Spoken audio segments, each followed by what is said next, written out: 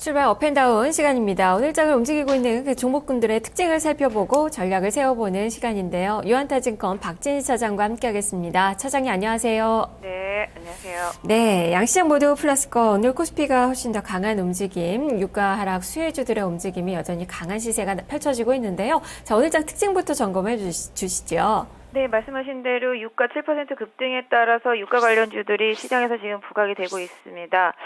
일단 전반적으로 선도하는 섹터는 화학저가 정유주 섹터인데요. 탄력 조금 떨어져 있다는 점 염두에 두실 필요가 있겠습니다. 유가가 단기간에 급등을 했기 때문에 이런 부분들이 주가에 많이 녹아 있습니다. 지난번에도 말씀드렸습니다. 유가랑 관련되어 있는 종목들은 추가적으로 상승이 한 5%에서 10% 정도 더 갈 수 있다고 말씀을 드렸고요. 올라오면 비중을 조금씩 줄여 나가자라고 말씀드렸는데요. 오늘 만약에 급등하는 종목들 나온다라면 일단 비중을 한 절반 정도 줄여놓고 보시는 게 맞지 않을까라고 생각을 하고 있습니다.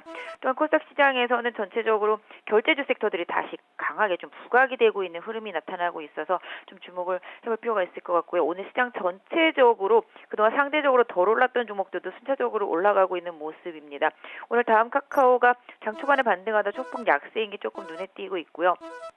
지금 전체적으로 하락하는 종목은 크게 눈에 띄지 않습니다. 뭐 SK텔레콤 소폭 정도, 고려아연 소폭 정도, 그다음에 항공주 조금 하락하는 부분들, 그다음에 NC소프트 하락하는 부분들, 이런 부분들이 다 소폭씩 하락하고 있는 모습이고요. 전체적으로 종목들이 대부분 좀 강세 흐름 나타내주고 있는 모습이고요. 컴투스 게임빌 반등하는 것이 좀 눈에 띄는 그런 흐름이라고 보시면 될 것 같습니다. 네. 자, 하나하나 먼저 오르는 종목부터 점검을 해보죠. 먼저 이 코스닥 시장의 골프존 4일 연속의 강세입니다. 오늘 갭상승하는 그 모습이 강하게 나오고 있는데요. 6% 넘게 오르네요. 어제 박근혜 대통령의 골프 활성화시켜라 라는 이 발언, 이 부분이 영향을 좀 미치고 있는데 연속성을 나타내 줄 만한 그런 재료라고 볼 수 있을까요? 네, 뭐 이슈에 반응했다라고 보고 있습니다. 오히려 오늘 급등을 이용을 해서 좀 매도 쪽이 낫지 않을까라는 생각을 개인적으로 좀 하고 있는데요. 뭐 기본적으로 골프존 같은 경우 뭐 그동안 박스권을 강하게 오늘 탈피했다라는 점에서는 의미를 둘 수 있겠습니다만은 오히려 그것이 화를 불러서 매물을 부르고 있다라는 점입니다. 오늘 거래가 상당히 많은 편이죠. 어제 2배가 이미 넘습니다. 그래서 고점대, 지난번 직전 고점대인 28,500원 부근에서도 계속 지금 밀려 내려오고 있는 상태입니다. 시가가 그 정도 수준에서 결정이 됐었는데요. 윗꼬리가 달린 상태에서 좀 매물이 나오고 있기 때문에 현재 보유하신 분들은 오늘의 시가 부근을 강하게 회복하지 못한다라면은 일단 오히려 좀 차익 실현을 해놓고 관망하시는 게 좋지 않을까 싶고요. 갭상승한 부분이 되돌려질 때를 다시 한번 노려보시면서 박스권 중단부로 내려오는 쪽을 오히려 좀 타이밍으로 잡아보시는 게 좋지 않을까 싶습니다. 네, 오히려 역으로 좀 판단을 좀 해봐야 될 것 같네요. 지금 또 음봉이 좀 나오고 있는 그 구간입니다. 자, 그리고 오늘 NHN 엔터테인먼트 실적이 나왔습니다. 생각보다 좀 괜찮은 그 실적과 더불어서 지금 4%대 수익률 기록이 되고 있는 그 상황인데요. 자, 이 종목도 점검을 좀 해주시죠.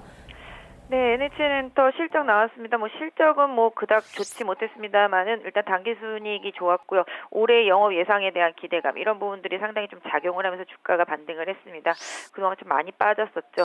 오늘 뭐 관련해서 한국 사이버 결제도 많이 오르고 있는 모습인데요. NHN엔터 같은 경우 지금 현재 기술적으로만 봐드린다라면은 저항을 받고 있습니다. 21선이 하향하고 있는 부분에서 78,000원대 부분에서 저항을 받고 있는 모습인데요. 이 저항을 이겨내기 위해서는 거래량이 좀 많이 필요한 모습인데 최근에 좀 거래량 많이 줄어 있는 모습이죠. 오히려 좀 거래량 실리면서 좀 등락을 좀 거듭한 이후에 주가가 좀 안정을 보일 때 신규 매수를 하시는 게 좀 좋을 것 같고요.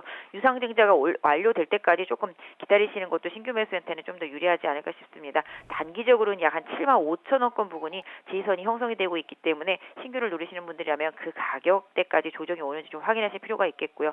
현재 보유하신 분들이라면 8만 원 강하게 돌파되는지 여부가 향후 주가의 흐름에 있어서 가장 중요한 포인트가 되고 있기 때문에 이 부분까지 좀 확인하시는 전략이 좋을 것 같은데요. 일단 지금의 21선의 조정 얼마나 오늘 잘 견뎌낼 수 있는지가 관건이라고 보시면 좋을 것 같습니다. 네, 일단 60일선을 좀 넘어서야지 위쪽으로의 방향을 조금 더 볼 수 있을 것 같네요. 자, 그리고 오늘 또 빼놓을 수 없는 종목군들의 경기 민감주들이죠. 뭐 조선화학, 건설 이런 종목군들의 강한 시세가 펼쳐지고 있는데 이쪽은 계속적으로 랠리 기대해 볼 수 있는 건가요? 조선화학 섹터 같은 경우 개인적으로는 아까 말씀드린 대로 계속 상승할 때마다 계속 비중을 좀 줄여나가시는 전략이 단기적으로는 좀 유효하고요. 그 이후에 오히려 좀 눌림목이 향후에 나왔을 때를 좀 활용하시는 게 좋겠습니다. 지금 지수 견인차 역할을 해줬던 경기 민감주 섹터들 전체적으로 지금 지수가 1968입니다. 1970부터 1980까지 강한 저항대가 형성되고 있기 때문에 이 저항대를 돌파하기에는 일단 경기 민감주보다는 오히려 시가총액 상위 종목군 쪽으로 힘이 실려주면서 이 가격대가 돌파되고 난 다음에 다시 한번 바톤을 이어받는 게 훨씬 더 유리한 상황이거든요. 그렇기 때문에 일단 지금까지 바닥에서 시장을 이끌어왔던 경기 민감주 섹터들은 조금씩 상승이 조금씩 둔화될 가능성, 이 부분을 좀 염두에 두시는 게 낫지 않을까 싶습니다. 네. 그리고 현대산업도 좀 같이 봐야 될 것 같아요. 이 종목은 또 실적까지 흑자 전환 소식 나오면서 모멘텀을 더하고 있는데요. 자, 이 종목에 대한 뷰는 어떻습니까? 네, 현대산업개발도 작년에 흑자 전환한 상태였었고요. 시장에서 상당히 좀 많이 부각이 됐습니다. 다른 건설주에 비해서 주가가 상당히 많이 올라와 있다라는 점이 가격적인 메리트 면에서는 좀 단점이 되겠죠. 하지만 일단 현대산업개발 45,000원대의 강력한 저항대가 있다라는 점은 보유하시는 분들 염두에 두실 필요가 있을 것 같습니다. 올해 건설 경기가 얼마나 회복되는지가 중요할 것 같은데요. 현대산업개발은 해외에 거의 비중이 없기 때문에 오히려 해외보다는 국내가 더 중요하기 때문에 앞으로 국내 시장에서도 금리를 인하하는 효과가 나올지 여부가 현대산업개발의 추가 고점 돌파에 가장 큰 영향력을 미칠 수 있기 때문에 추후에 좀 금리 영향력을 좀 봐주시는 게 좋을 것 같습니다. 네. 자, 이제는 하락하는 종목을 좀 보겠습니다. 지금 경기 민감주가 좀 오르는 반면에 유가에 영향받으면서 항공주들의 내리막이 강하게 펼쳐지고 있는데 지금 아시아나항공이 한 4.3%가량 밀리고요. 지금 4일 연속 아주 강한 하락세입니다. 저가항공사들은 더 크게 좀 밀리고 있어요. AK홀딩스나 TU홀딩스, 한진칼 모두 한 2에서 4%대 마이너스권의 움직임 나타나고 있는데요. 자, 이쪽은 어떻게 봐야 될까요?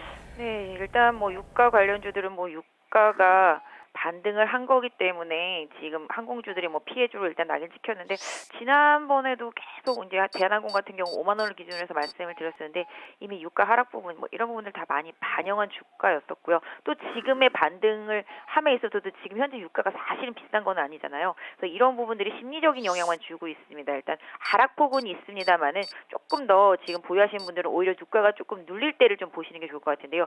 유가가 급반등 이후에 눌림목이 나왔을 때 반등을 했는데 직전 고점을 돌파하지 못한다라는 흐름이 나왔을 때는 비중을 조절할 필요가 있겠지만 지금 추세에 있어서 큰 변화가 없다라면은 일단은 좀 더 보유하시는 게 좋을 것 같은데요. 아시아나항공이 좀 많이 빠졌죠. 아시아나항공도 지금 21선 부분까지 밀려 있습니다. 이 가격대에서 추가 하락하는지 여부가 관건이 될 수 있을 것 같은데요. 아시아나항공의 최대 지지선은 약 한 7,600원 정도 될 수 있을 것 같습니다. 그래서 이 가격대가 강하게 이탈되거나 아니면 오늘 21선을 뭐 회복하지 못하면서 뭐 눌린 이후에 흐름이 나와준다라면은 좀 단기적으로는 좀 흐름이 좀 약화될 가능성이 좀 있습니다. 그래서 특히 다른 종목들보다 많이 올랐다는 점에서 본다라면은 기간 조정에 들어갈 가능성 이런 부분들을 좀 염두에 두시고 항공주를 좀 대응하시는 게 나을 것 같습니다. 네, 그리고 한 가지 좀 더 보겠습니다. 지금 업종상으로 비금속 광물 업종이 유가증권 시장에서 가장 크게 밀리고 있는 그 상황인데요.